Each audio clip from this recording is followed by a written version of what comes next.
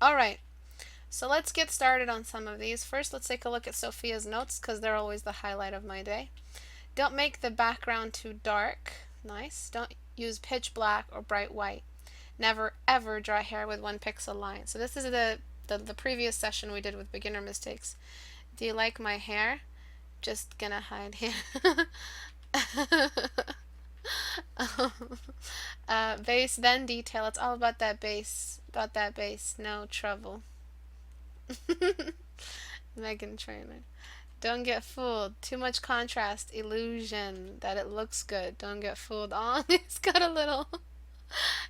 little thing. Line dependency. I'm a strong, independent woman. Fuck those lines. Exactly. Beginner, small brush.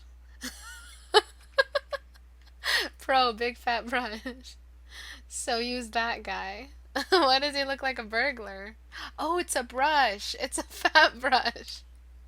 Radial shading. Remember maths class for once. Radius, circle, circular, meaning no edges. Understand? Yes, I understand. Vertical canvas. There are a lot. I can make another sheet for them if you like. Rules of depth. Oh, yeah. Go ahead, Sophia. Make the sheet for the depth stuff. Remember to post this in the class notes section so people can find it. Air has color, purple, blue in the distance. Excellent. Lips plus animal equals nightmare. Oh, that was the, yeah. Be generous with the canvas. Free canvas for all. This is wonderful. I love this. Take the half of what you've painted and add 1/2 to each side. Excellent. Good tip.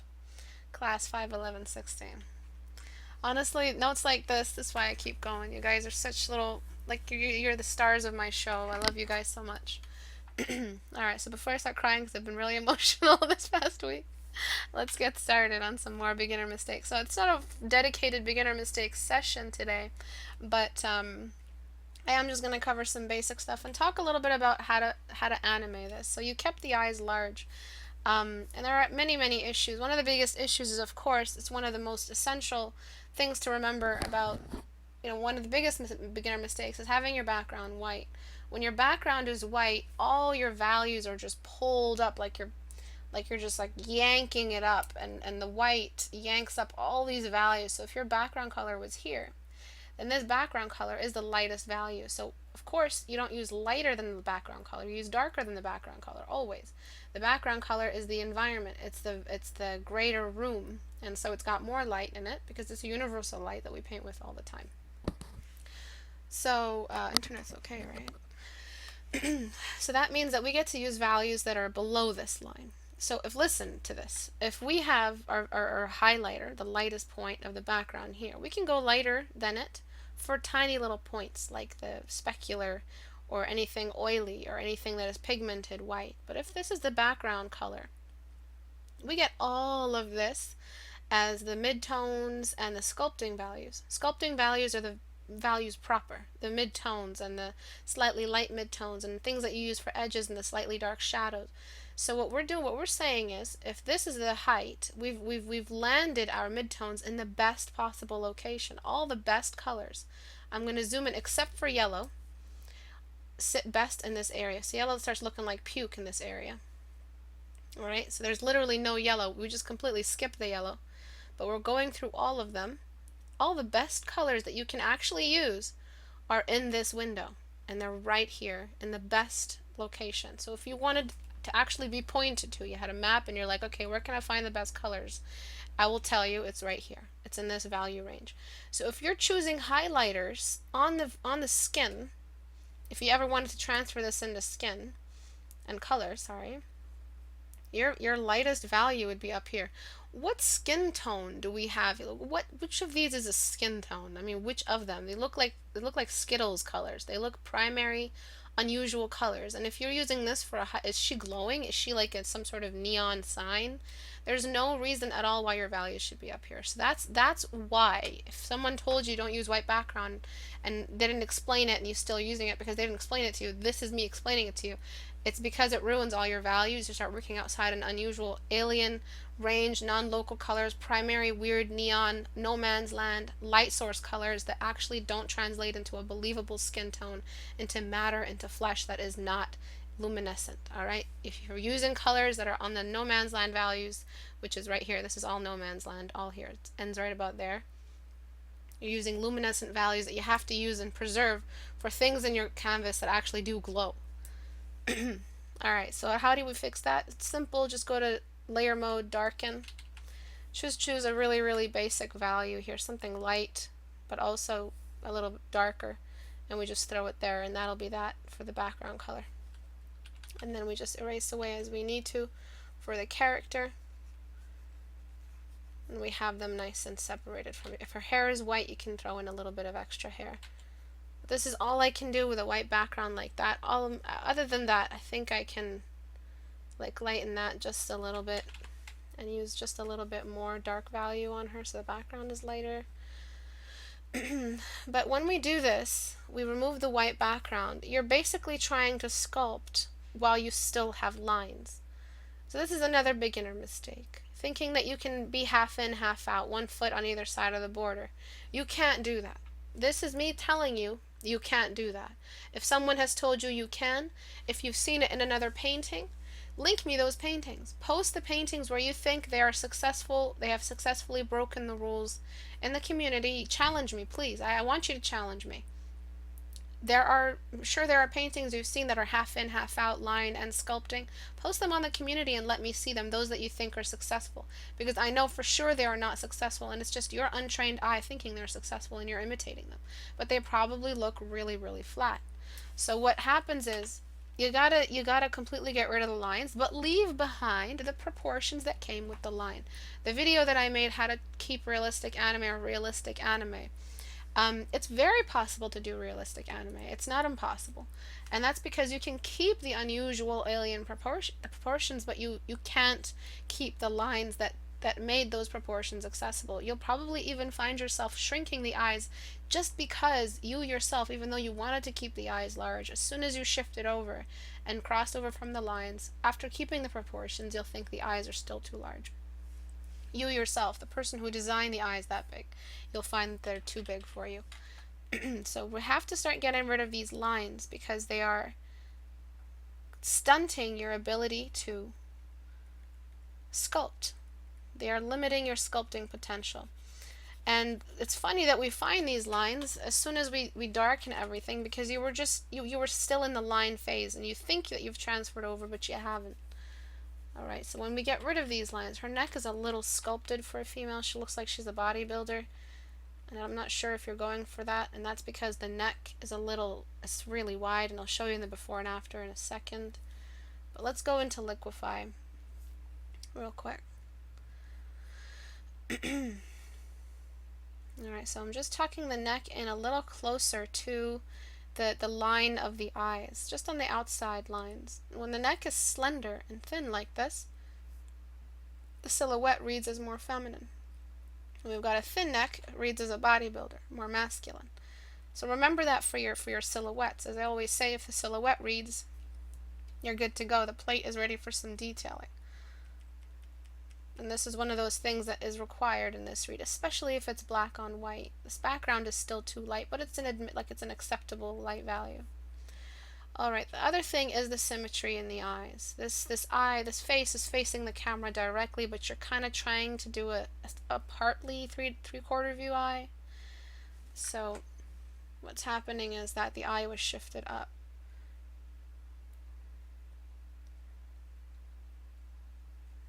Okay.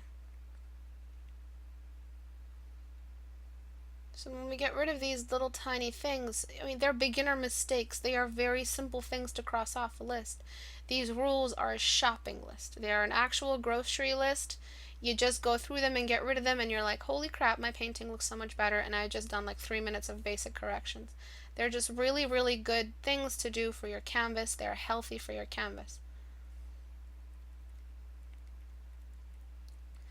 When we have that weird white thing, we're kind of entering the border into abstraction, and like graphic kind of not graphic, that's what it is, like logos and shit like that. And it's really, at this point, you're drawing realistically. You don't want to depend on that, oh yeah, I'm going for that magazine logo kind of, like a spread kind of composition, but you just want to depend more on this speaking form than depending on the cutout. So you see how thick the neck was before? And I kind of just gave it a more familiar anatomy and a more accurate body type, and that eye, I just shifted it back down. So let's talk a little bit about how to make this look a little bit more realistic. So in my video, I do mention getting rid of the lines completely, replacing all the lines with form.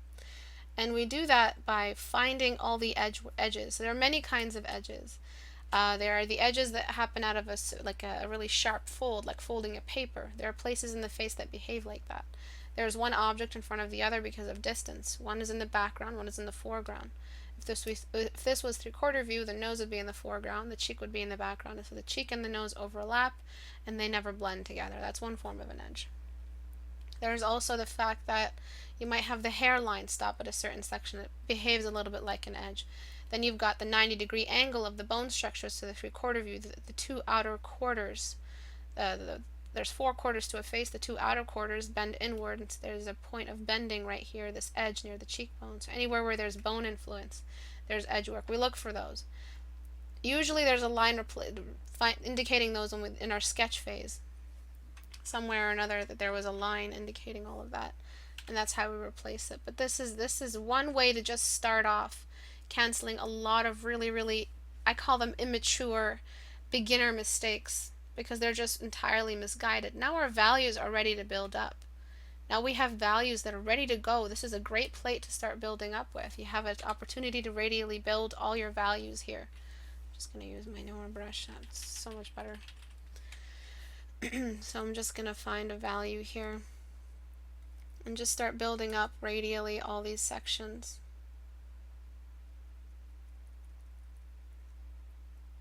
Just building it up slowly.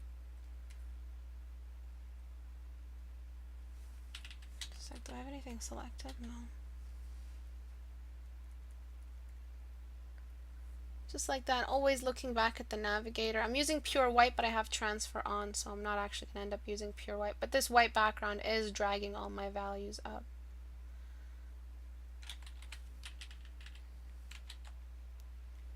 Just like that.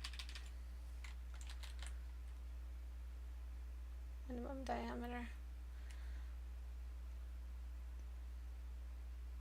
Just going a little harder on the brush. The smaller my brush gets, and it gets smaller because I'm using a little less pen pressure. But if I brush really hard, it ends up being really large, so I can control the size just by my pen pressure. And that's one way to get radial shading without having to shrink my brush. But you can also use the open and close square brackets on the keyboard and just shrink your brush the lighter you get. This is very delicate. We're just doing it very delicately. Nothing too severe. Probably use color dodge, yeah. Get a little bit lighter. Jeez. And just slowly introduce that bright point. And then just focus on all the areas that actually need brightness, like the tip of the nose. Another beginner mistake, a really basic beginner mistake, is the whites of the eyes. They're just too white. Missing a lot of shadow in the lower eyelid. So I'm keeping your style exactly as it is, but all that we're adding in is enhancing the style. The light is coming from the side, but half the face isn't in shadow, which it should be. This entire half needs to be more in shadow. So now we're treating the large sphere, the ball of the head, as a piece. One whole collective piece. And we've covered this beginner mistake, the fact that you're not smudging or blending enough all the features so that they feel unified. So I'm blending the eyebrows in with the rest of the skin. Keeping shadows consistent, value sharing, all that business has to do with blending. Or over blending. The edge of the lips with the rest of the face. The fact that you're using just two plain dots for the corners of the lips. All these things work together. I mean, the The dimples are a little bit too intense at this point. They're too strong. They're reading as laugh lines instead. So just keep them soft. If you have too many stray or rogue brush strokes, they start behaving as wrinkles. So be careful with that. Using a small brush stroke too often. Remember that you're allowed like 50 brush strokes that are large, and then 20 medium, and then like 10 tiny ones. So if your entire body of the hair is generated with like medium to small brush strokes, you know you're doing something wrong. So we're just blending away here. You've used pure black for the darks of the hair, as if half her head is actually black, which is its style in itself, but we're getting rid of some of those brush strokes. The smallest size of your brush stroke should be right here in the crosshair of the portrait. It shouldn't be anywhere else. Out here should all be smudgy and out of the way. And then when you have to, you use highlight where you need it. So only where it belongs. So I'm going to throw it in anywhere that is spiking in value. You can just toss it right outside its norm. The nose is literally outlined in this case, which is making the face look very, very flat.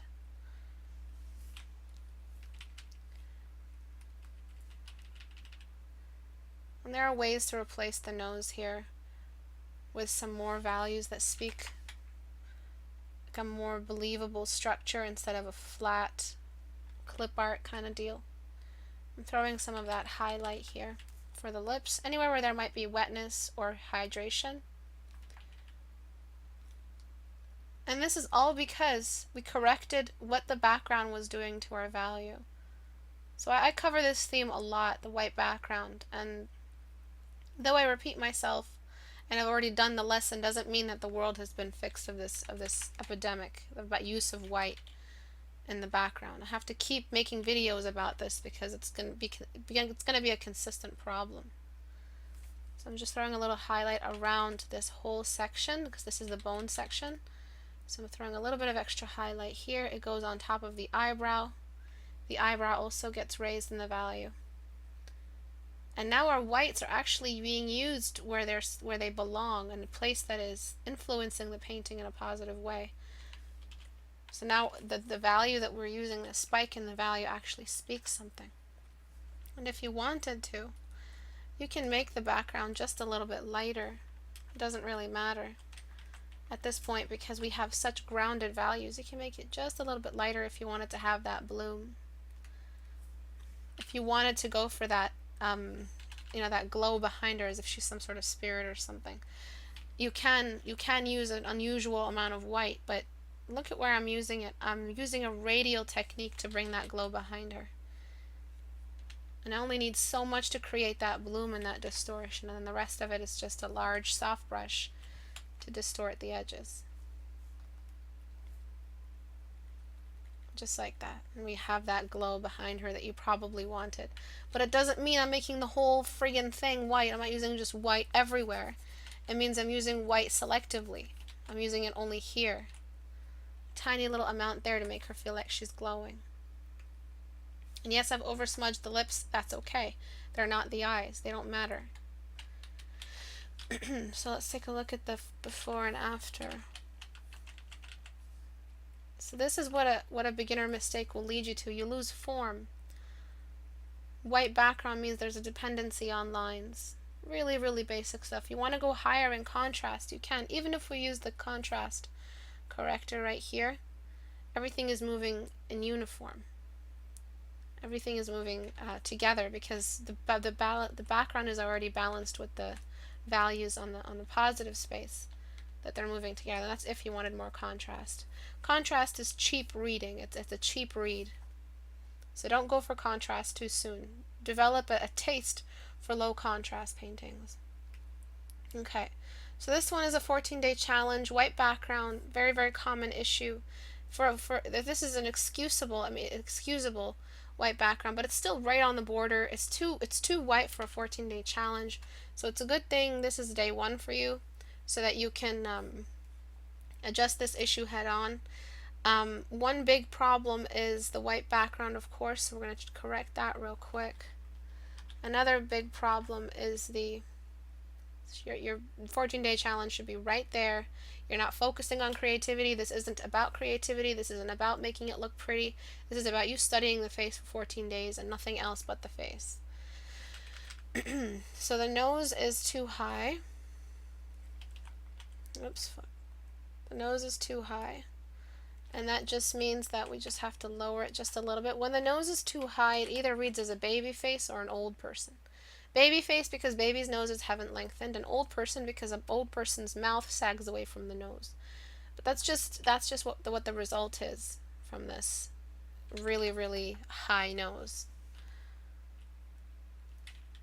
There's actually no, you're always going to be referring to an age with a high nose. There's like no beauty in it. There's no place for it in your portfolio if you're trying to impress an employer that needs character designs that appeal to a commercial audience. So you understand what I mean? It means that there's no place for this long nose. It's got to go. I mean this short nose. It's got to go. You got to find a nice balance. Then the other problem is the fact that in this case the neck is too thin. It's pencil thin. And the head is very, very round. So this is either coming out of your visual library. The head is also just a little short.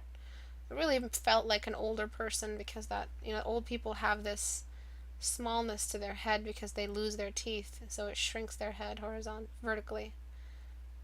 But yeah, it might be a result of not having enough referencing. The eyes are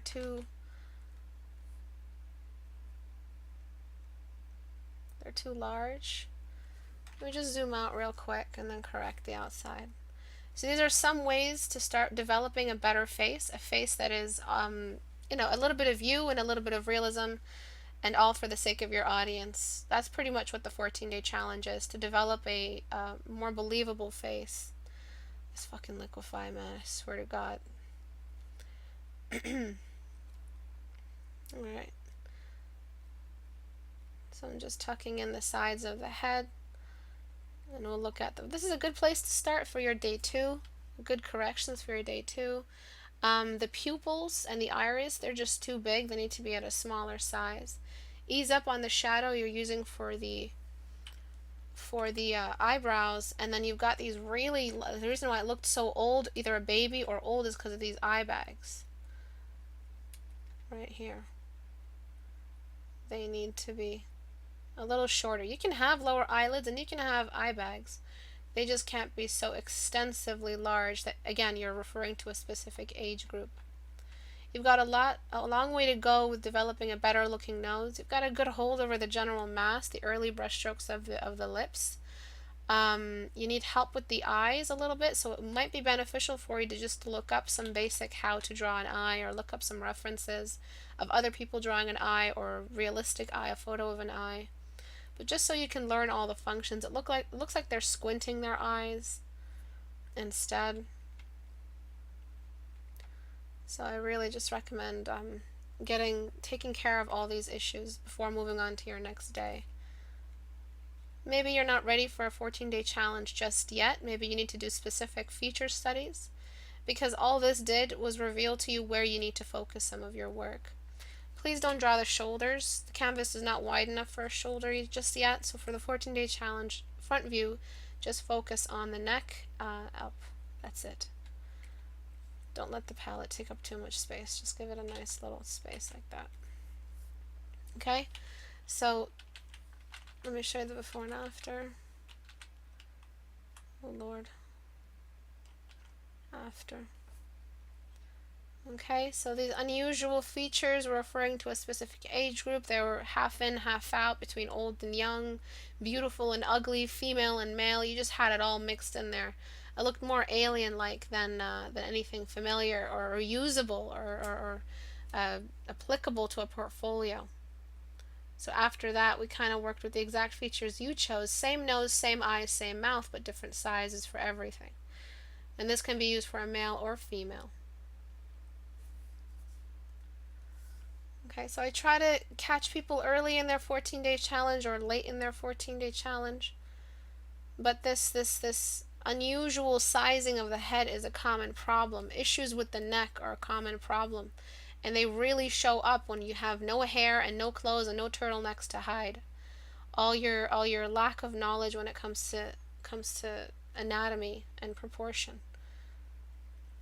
So in this case, the shoulders are just in the way. Just get rid of the shoulders.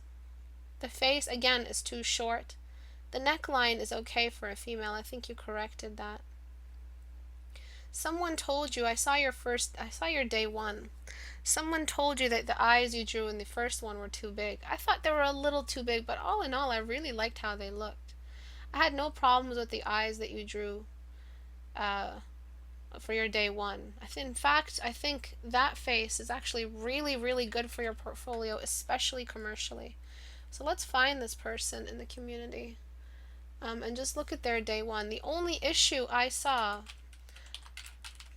in your day one was the lack of contrast. You had like an extensive lack of contrast in your work. So let's find this person real quick. Leia Lay. Alright, so this was their day one. Day two, day one. Oh, it was your day two, I guess.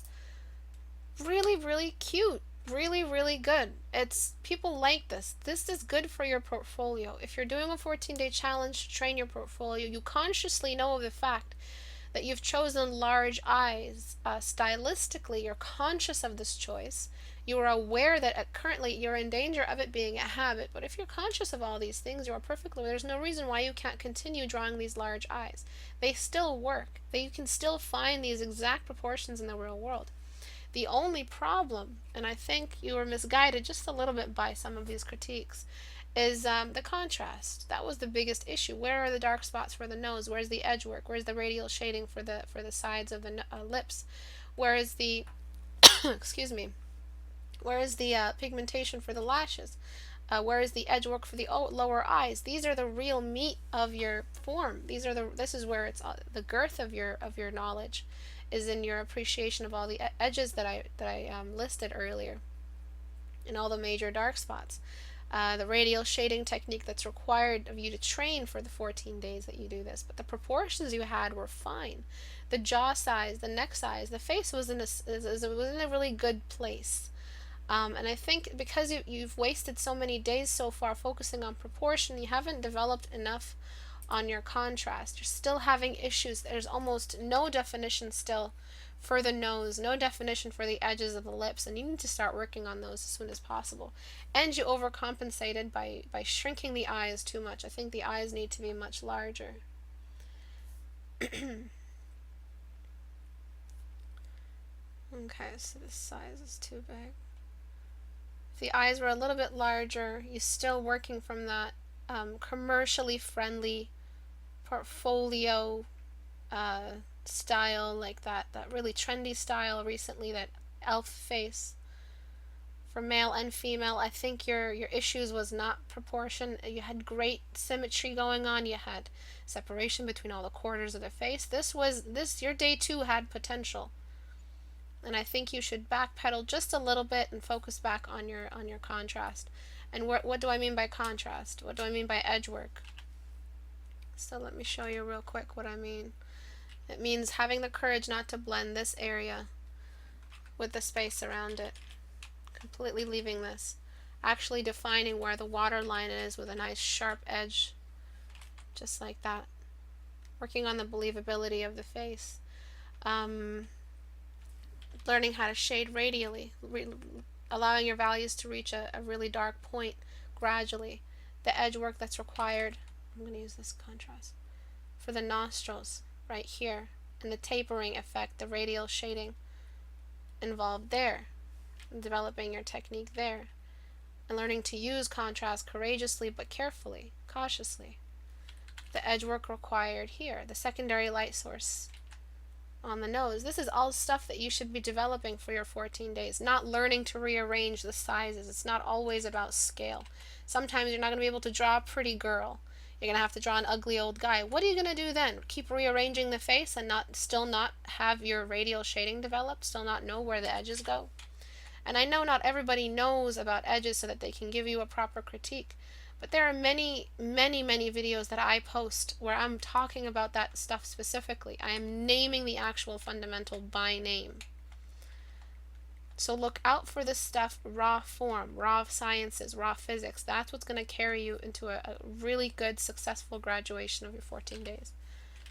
Nothing else. And you can rearrange it till you're blue in the face. It's not going to fix where your issues are in your core understanding, in your brain. It's not going to fix the issues there. You want to replace whatever is in there, whatever has misguided your knowledge of contrast, where contrast goes, how to detail, how to bring in real detail. Nothing is going to improve that other than straight study. Alright, so I'm just smudging away here.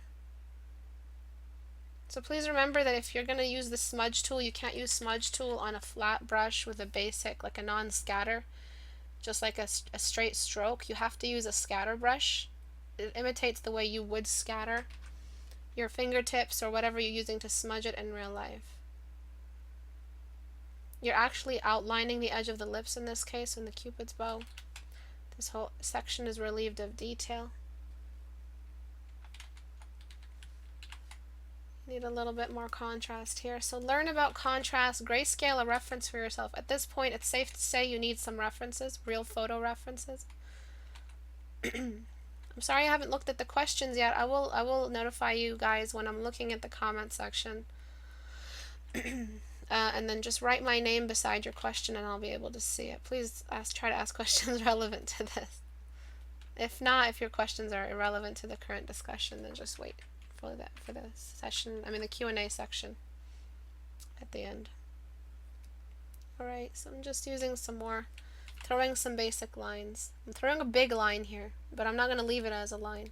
I'm going to smudge away half of it back towards the slow, like eventually it behaves as if it's slowly descending into the socket. And you just keep smudging. You can blend it. For me, I have to smudge for the sake of time, so I've developed that part of my technique. I know all the pixels, I know, but I had to take a screenshot. Okay, so really, really work on your edge work for the nostrils. I really wish for you to just use your lasso on the edges here. Edges for the sides of the nose. This whole section needs to be just completely just edged out. The nose actually ends right here, but your shadow for it goes all the way. And your value sharing between here and here. Right, the sides of the nose don't need that much definition and shadow. You can afford using like a lighter value. You shouldn't be depending on this false outline here to carry the value of the nose. You need more highlight for the bridge. And more contrast for the nose, more indication of what exactly the nose is. It's flooded in light until you reach the halfway point right here. And after that, it's just all shadows and nostrils and cast shadows. So don't overdo the shadow here. If it comes too close to this, you're value sharing. Okay. So, there's not much for the before and after, but the jaw was a little bit short, and I really want you to go back to the previous sizes and proportions you had before. Your contrast needs help. You have almost no anatomy for the lower half of the eyeball. The nose is still drowned in midtones. All of this stuff should be taken care of for your 14 days. This is close to graduation and you're day 8, so if you just take care of these things before you reach day 14, sometimes some students just reach their best face by day 8. Some people just, really benefit. 14 days is plenty of time to perfect the way you draw one specific perspective and one specific kind of face with one specific gender. It's more than enough time, 14 days. Sometimes you get there faster than you think you do because you learn exponentially, not linearly. You multiply, your knowledge multiplies overnight just by doing 3 straight studies over 3 days or something. And you learn more than you think you do. You learn stuff in your sleep. You get better at it in your sleep. So try to backpedal just a little bit with your excessive use of or rearrangement of your proportions and focus back on contrast where it belongs. Not too much, of course. And then this face here, really pretty face. I would love to see a realistic version of this exact proportion style. So a lot of you are working with really similar faces, and I'm telling you these faces are portfolio friendly. Nowadays, commercially, they look great on a portfolio. They're pretty, they're elf-like, and they're applicable for all kinds of game designs and character designs, and even freelancing. People want to bring their characters from their books or their comic books to life. You can use this exact stuff. People flock to this kind of proportion. But you got to develop your form therein. You have to give them a realistic version of that. More realistic means more value for your portfolio, means you get paid more. You got great eyebrows, you got great everything, but you need some referencing for the size of the head in comparison to the face. So all I can do really at this point is, you know what? I think I can. No, I can't do that. I have to do this. It's gonna be tough. The neck is way too thick, so at this point, that's when you need some proportion guided by references. Using soft brush to erase away some stuff. Oops. And then I'm just gonna lasso the kind of neck that we do need. So everyone wants to try the 14-day challenge, yet not everybody is ready to face all their mistakes that much. You know, all their mistakes, all their weaknesses. It's a lot to take in, it's a lot to look at, and a lot give up halfway through. Because one, you're not getting enough critiques, or you're not looking for critiques enough, or two, your mistakes are just too many for you to think that you can start painting a face. Some of you aren't even ready for a 14-day challenge. That's how early you are in your progress. A study of a certain kind, of a certain what's the word? Like of a certain difficulty is not applicable for you just yet. So just these minor changes in the face is already starting to feel a little bit more friendly, proportionate.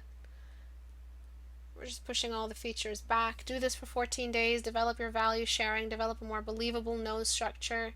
Keep working on the lips. Make sure that the jaw and all of that is in place, and you'll add that to your portfolio. You can say, I can paint a face very, very well, and that's half the battle sometimes, depending on your niche, depending on who your audience is and who you want to cater your portfolio for.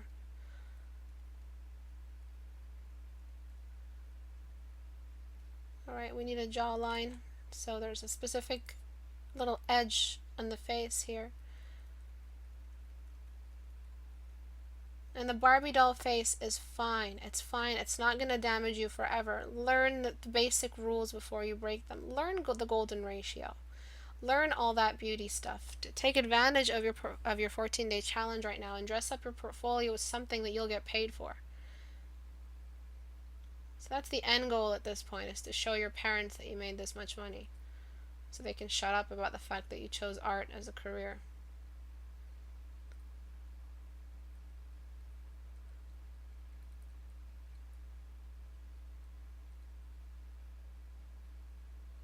Alright, the jaw is a little wide, but it's kind of cool.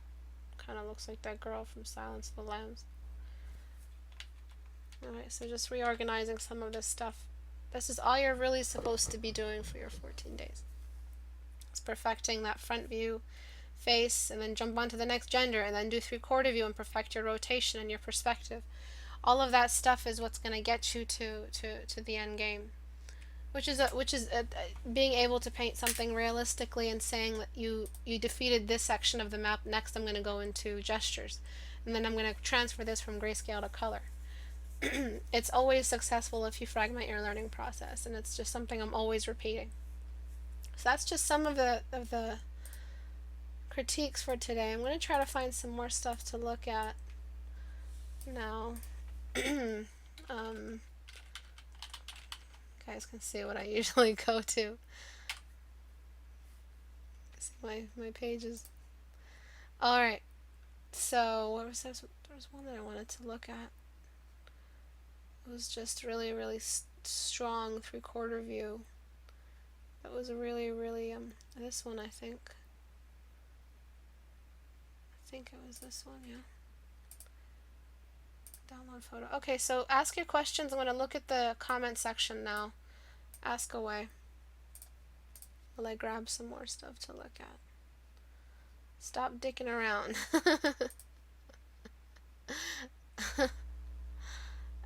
This has got too much blending. You need to start doing your edge work. So this is your day 2. Is that a 2 or a 9? Last, yes, this still, yes, this is still day 1 if you're correcting. If you start another one from scratch, it's day 2. So yeah, edge work for the edges of the eyes, wherever you find those edges that I mentioned earlier. This requires some blending, so you're cell shading certain sections here, and you're not building radially. This neck is really strong, day 5. So what have your others been looking like? This is a really, really specific body type you're going for. So you remember that this is going to be your default body type. So if someone asks you to draw them a really old, scrawny wizard, you're most likely going to give them like a body, like the biggest body type you've ever seen. Because right now your habit, it's not your style. Don't say it's style. The habit is currently indicating a really strong body type, a really massive body type. You're learning one kind of trope. You're learning the bulky berserker body. For a 14-day challenge, you're typically supposed to be teaching yourself a rounded off, generalized face that can be used in your portfolio. You are perfecting your form, so looking at your edge work from your day 1, it's a lot better, it's more realistic, and it's getting more and more realistic. Your edge work for the eyes, balancing the light spots, the nose is lighter, but I feel like if we just reorganize some of these features here, we would really get a much better read and easier to look at, easier on the eyes. It's much stronger for your portfolio. So what I would do is, right now his eyes are really big, especially for a burly guy. He looks like the nicest little henchman. So what I'm going to do is shrink the eyes, because we're still using male signatures, male beauty signatures or gender signatures, which means that the eyes for men are a little smaller. They're close together, which is good. They're not far apart. If they were further apart, it would read as a female. That takes too much steroids. The lower eyelids are almost as wide as high as the upper eyelids. This has made him look squinty. So now you're going to permanently learn, if you're doing this for 14 days straight, you're going to have this real, just squinty, permanent squintiness to all the characters that you draw. Because you're pretty much just training yourself in all your bad habits. If you don't nip this stuff in the bud, the 14-day challenge can be diabolical for your development. It makes you develop for 14 days straight, and all that intensive hours and hours every single day on your 14 days to develop that habit, and that habit specifically. So before, it's such a cheery little guy, and then after, we lengthened his face and kind of got rid of that. He isn't necessarily handsome, so I'm not sure if you want to go for handsome, you want to keep this distinctive kind of face. But to make him a little more handsome, shrink the distance between his nose and his mouth. Not as much as a woman's, but just enough that his face is a little bit less baby. You gotta just make his nose a little longer and closer to the mouth. And then it's just the squint in the eyes is really, really strong. You've really got to get rid of that as soon as possible. That waterline is huge. So I would do that this way. I mean, this is going to be tough for me to do. Maybe I could just do it this way. You got to make his eyes look open, ready for customization by your employer or your commissioner or whoever. Alright, let me look at the questions. I keep breaking my promise. How do you feel about Paintovers? I don't think they help at all, but I keep seeing more and more of them everywhere. What do you mean Paintovers? You mean getting like a photograph and painting over, like photo bashing? Please write my name in the question so I know when you're asking a question. Just like Jules Staggs did. So that I can find the question you're asking, or else I won't be able to sift through the chat. Alright, so what I'm doing right now is just unsquinting the eyes. You don't want to draw a permanently squinty eye. You want to be able to draw a squinty eye when you want to draw a squinty eye. You don't want to accidentally have that permanent crutch or permanent disability in your eye anatomy. Right? So I'm doing a little bit of space for the eyelid. At this point I'm going to be designating. Alright, so the inner corner of the eye is just too dark, man. You gotta lighten that up. It's reading his makeup. And then you've got the shadow for the lower eyelid. And I'm just going to darken this whole section and show you exactly where to place the water line. It's like the tiniest little line. And it just brings in, you probably saw that it gives you a lot of read, so you oversized it, but it's really not that visible. And in color, when you transfer this into color, you're just going to have a bunch of red flesh right there. You need just a little bit, buddy. Alright, where to blend? Right here, just blend away, but out here there should be some more edge work. And then we've got this highlighter, this skin reaching all the way inside. And I'll discuss the neck. And then the neck is starting right out of the ears. So everybody put your hands on your ears. Just on the little lobes, or just point them. Use your index finger to just point at your lobes. Alright, so we're pointing at our lobes. Imagine if the neck started there. That is unusual and anatomically incorrect. The neck, just move your fingers down. You'll find that your neck actually starts way after your jawline. And unless you're a bodybuilder, it starts a little earlier than that. And if you're a girl, it starts even later than that. But again, we're trying to point to a general rounded off body type. We're not trying to point to any specific one. If we wanted to, for our portfolio, we'll spend a whole 3 or 4 days perfecting the bulky like a body type for the sake of our portfolio, just to show that we know a diversity of body types. But for this right now, for now, just please learn a more universal body type. Alright, so this is what I'm doing right now. Please don't throw a gradient over your background, just keep it a plain color. There's no creativity in this.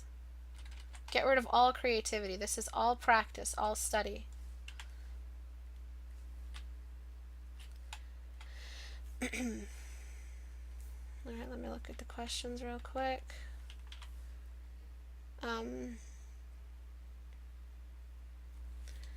Post my question right when she continues drawing. What's the next best exercise to use to start getting comfortable with using more unique color profiles and portraits?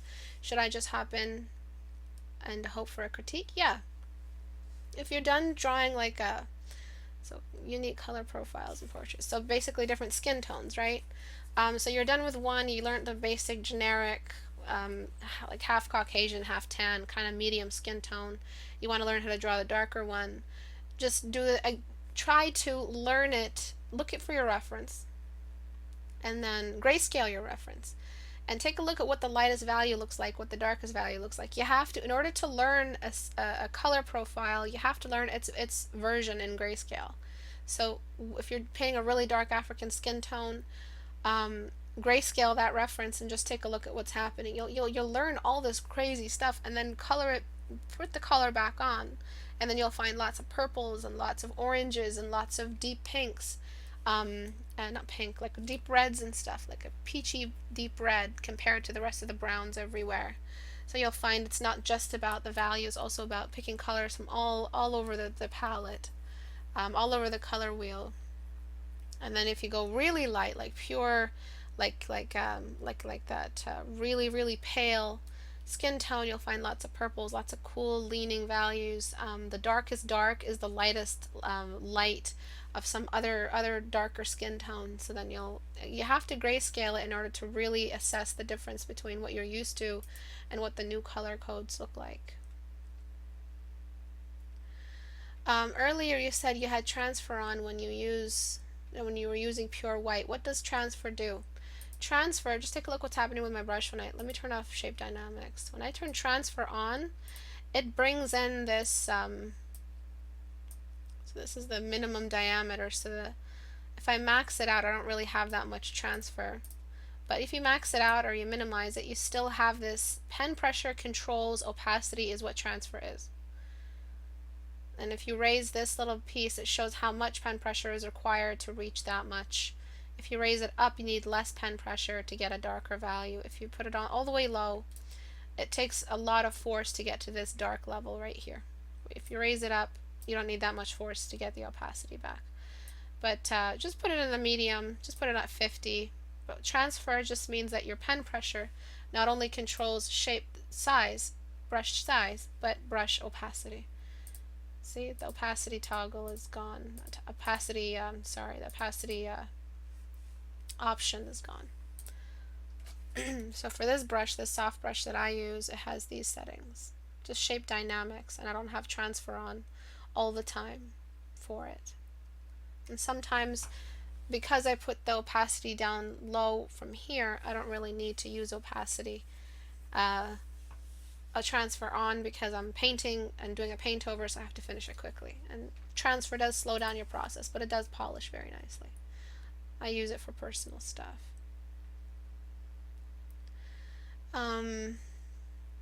Why is there Istebrak and Istebrak A in the community? The one Istebrak not sufficient enough. I have 2 YouTube accounts, and I joined for the other one, and I thought I was on the right one, but I ended up being on the wrong one. I just have both of me in there. The depressed duck, yeah. Istebrak, I've been doing traditional for a while now. I want to start digital. I've got a tablet and Photoshop, but I don't know where to start. Start with grayscale drawings and use some photo reference, and start with form studies.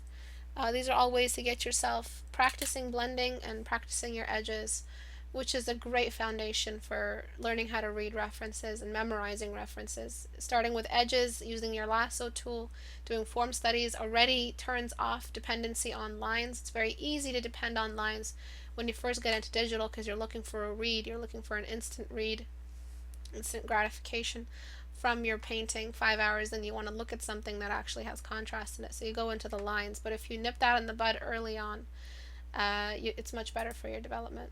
I love it when it's Istebrak, what's your ultimate snack while drawing? I don't really drink. I mean, I don't really eat while drawing, but I do drink tea.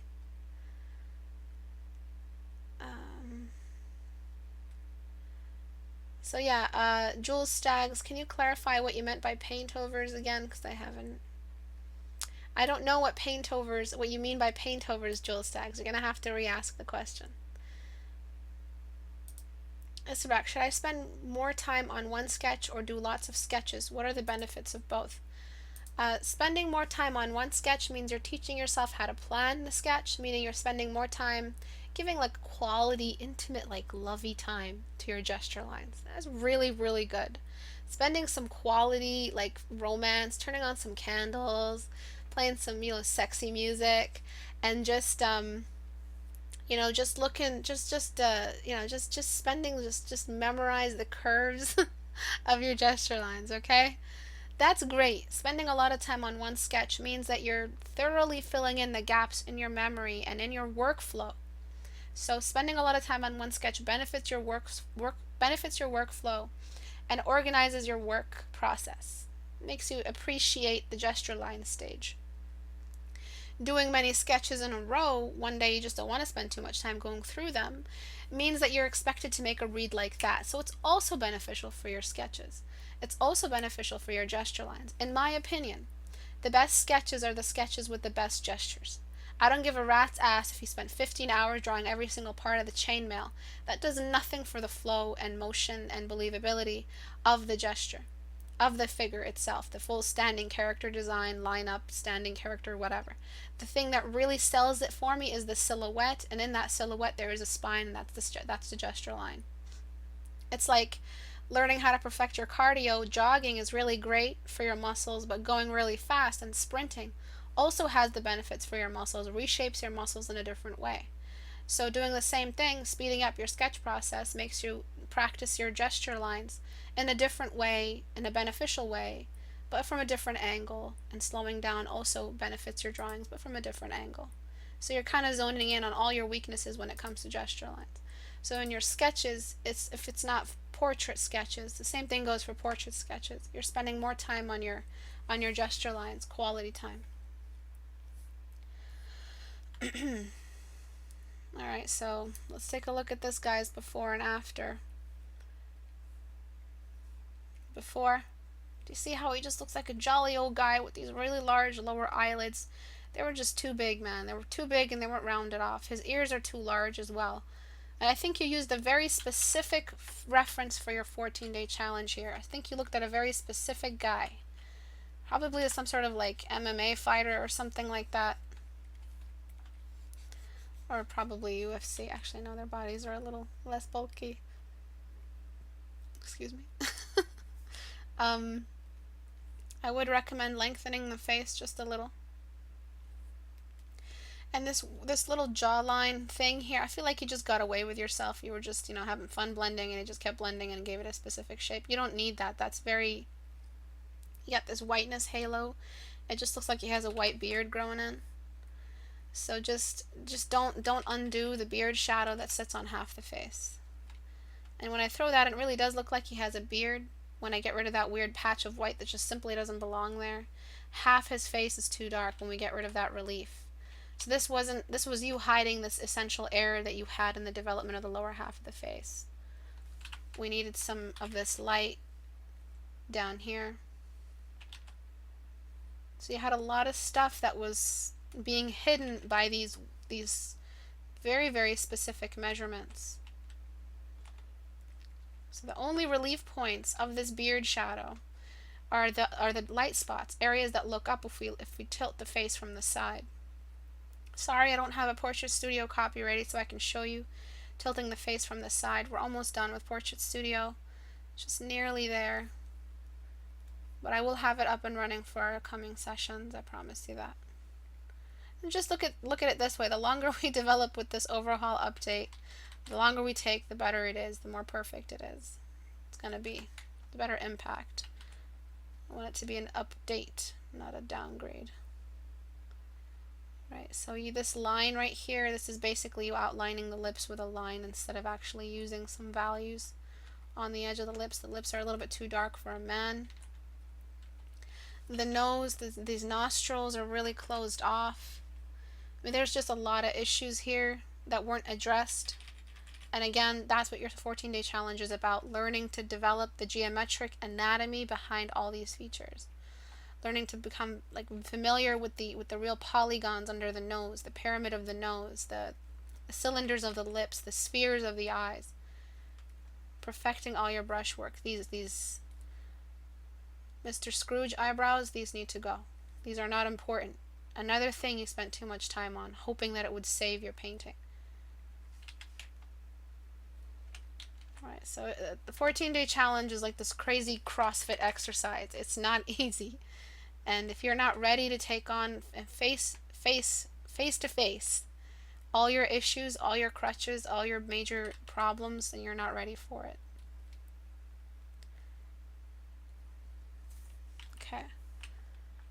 You have too much detail going on in the eyes. Honestly, I think the light and eyes is just way too overrated. Right, he's still somewhat not handsome, but he looks more realistic. And if I had this in your portfolio, and I'm ready to hire you, I'm a game designer, I need someone to design 5 guys that are 5 military men who are looking for this Nazi, and then they're trying to find him, and one of them is like this machine gun designer guy. He's like the machine gun guy. I don't know, I don't play first person shooters. But I needed someone to, if I saw this in your portfolio, I'm like, oh my god, that looks just like my character. I'm going to hire this guy so he can draw him for me. Alright? It looks more realistic. He just needs a little military cap and some hair and a backstory, and that's part of your portfolio. He's probably like a little sailor. Do you see what I'm saying? You really can do so much with your 14-day challenge, whatever you learn from your 14-day challenge. Imagine you learn the female, and then you do different versions of the female. You learn how to reorganize the face to make it look different each time, and now your portfolio, it shows that you're ready for character design jobs. You know what goes into making it read quickly, learning how to paint faster, that the challenge makes you work faster, makes you finish your paintings at a faster rate, increases your detail threshold, how long you can actually sit on the computer and deal with the painting. That'll grow longer each time. So it's I just hope you guys are seeing that it's really worth it to spend time fixing these form problems. All of your issues, if you have any, are always and always going to be linked to physics. They're not going to be linked to whether or not you know how to draw a nice looking eyebrow. It's not going to be linked to, do you have enough eyelash lines. It's not going to be linked to, does this person have freckles, or does he have enough muscles, or does he have enough squint and death in his eyes. No, forget the creativity. No one cares. Please focus only on the physics. That's what's going to get you money. And I don't know about you, but I like getting paid. I like going to the store saying, hey, I'm buying this expensive thing because I know how to draw well. That's a whole other world in itself. The first time I got paid, I'll never forget it. I was so proud of myself. Who is my favorite artist? There's just so many, and I think all their work is wonderful. I'll probably post on the communities very, very soon all the artists that I admire. And you'll probably see where I come from with all the stuff that I'm teaching you guys. They don't really depend on detail. They have this really uh, uh, boiled down use of color. It's just this really universal use of color. Their wash always comes first. Their texture is untouched, so raw. Their detail threshold is just maxed out. They used all their points on patience. They could be like these psychopaths, but because they used none of their points on like game points on like developing their social skills, but they use them all on their painting patience. That's the kind of artist that I admire. Not necessarily psychopaths. I'm just saying. All right. Any more questions? It's like they create a new layer using the eyedrop tool and just brush over the whole thing. Jewel Stags, when they referred to the Paintover, it's like they create a new layer. Use the eyedrop tool and just brush over the photograph? Is that what you're saying?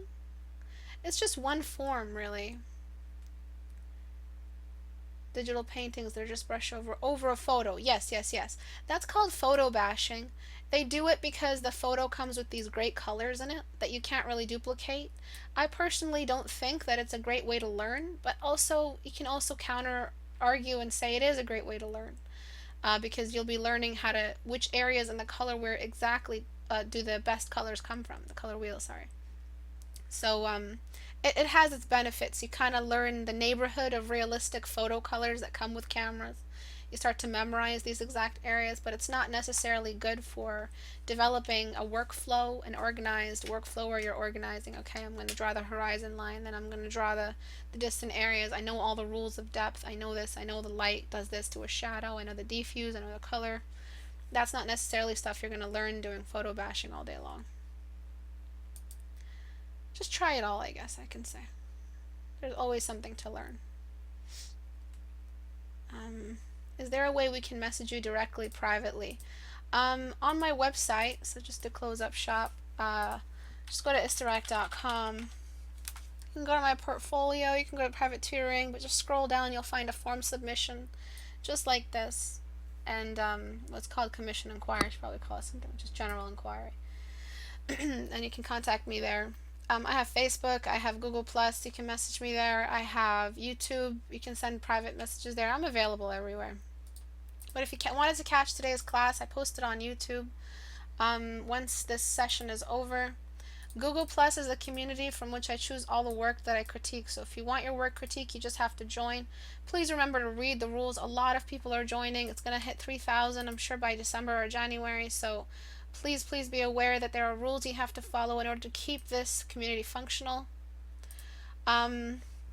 I do need to throw the workload off Marco because he's been doing a lot of moderating for me. He's so awesome, but I think it's unfair. As it gets a little larger, I'm going to need to assign a new moderator for it. It's just me and him so far, and Abu.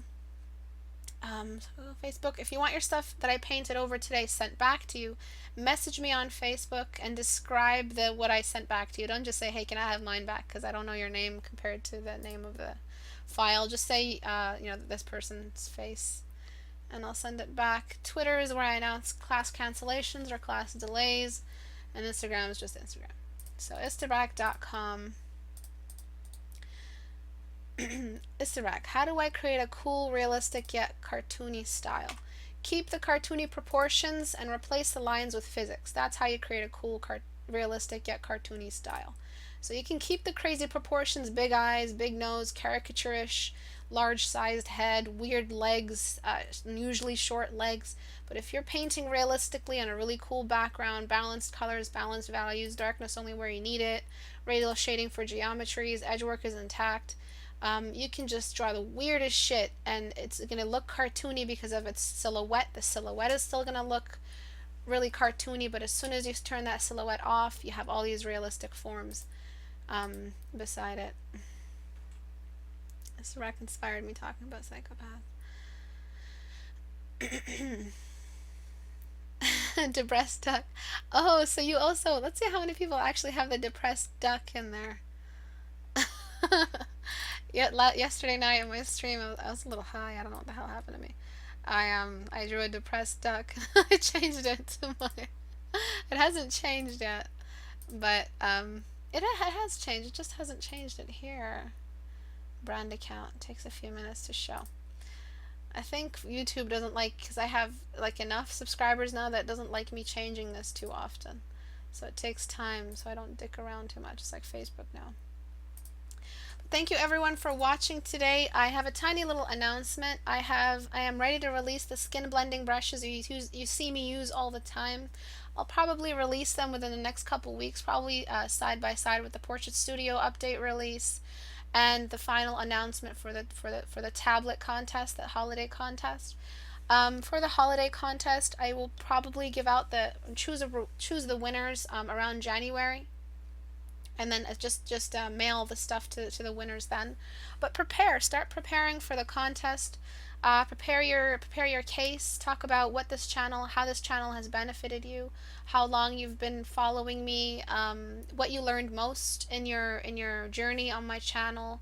What are some of the fundamentals that you'll never forget? Show a before of how you used to draw and after how you started changing your work.